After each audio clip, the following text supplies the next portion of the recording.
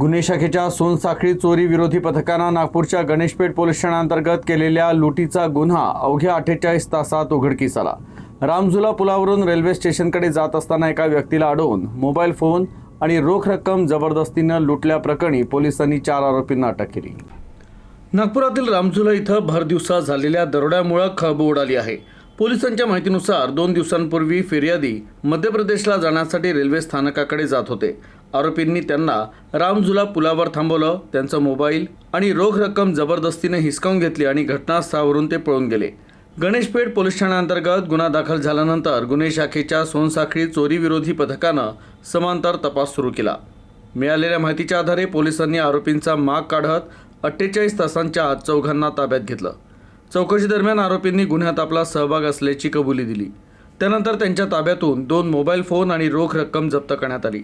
अटक केलेल्या आरोपींमध्ये विनोद उर्फ मायकल मालाकार, कन्हैया मालाकार आणि राहुल उर्फ पगला मालाकार यांचा समावेश आहे।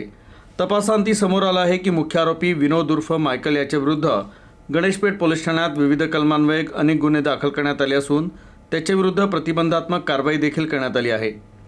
तर वैद्यकीय तपासणीनंतर पुढील कायदेशीर कारवाईसाठी सर्व आरोपींना गणेशपेठ पोलिसांना सुपूर्द करण्यात आलं।